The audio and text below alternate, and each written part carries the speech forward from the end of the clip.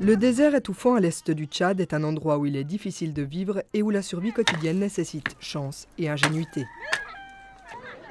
Mais pour des réfugiés comme Sadia Abakar et ses 5 enfants, c'est aussi un lieu sûr. Elle est arrivée ici après avoir fui le Darfour en 2004, lorsque les milices janjaouites ont tué ses parents. Elle doit maintenant survivre dans cet environnement. Les réfugiés reçoivent un peu d'aide humanitaire, mais les produits de base comme le combustible et l'eau sont extrêmement rares.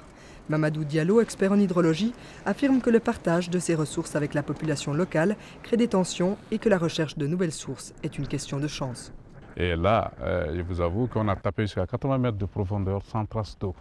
Sans trace d'eau, ça veut dire que là, la zone du camp n'était pas favorable à l'obtention d'eau. Après plusieurs tentatives, Mamadou a fini par atteindre l'eau, mais cela ne signifie pas que les réserves sont inépuisables.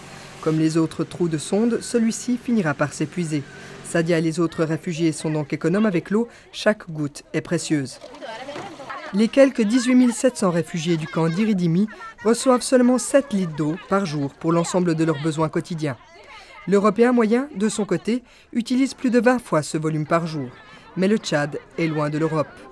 La désertification et les populations en mouvement ont créé une pression extrême sur l'environnement fragile de la région. Les analystes affirment que la compétition pour les ressources limitées, comme les pâturages, représente un facteur important dans la guerre au Darfour. Dans l'est du Tchad, l'afflux d'un si grand nombre de réfugiés a également ajouté une charge supplémentaire pour les villageois locaux.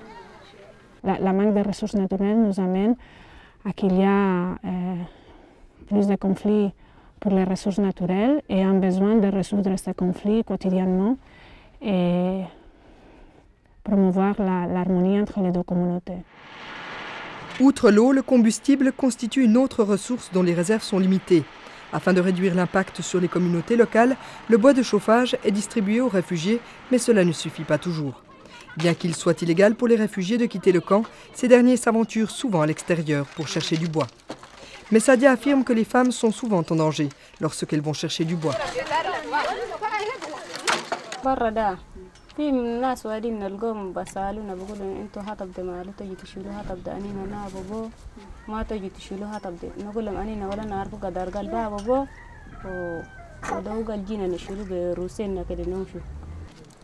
Pour aider à protéger les femmes et à économiser le bois, des cuisinières économiques ont été introduites. Les plus populaires sont celles qui nécessitent peu de bois, mais des cuisinières solaires sont également utilisées, exploitant une ressource facilement disponible et renouvelable, le soleil.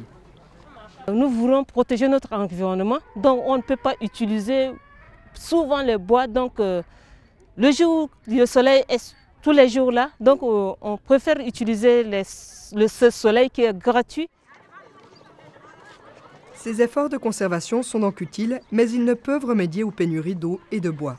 Le Tchad est peut-être un exemple extrême, mais la désertification menace de nombreux pays subsahariens, provoquant des conflits à propos des ressources et encore plus de réfugiés.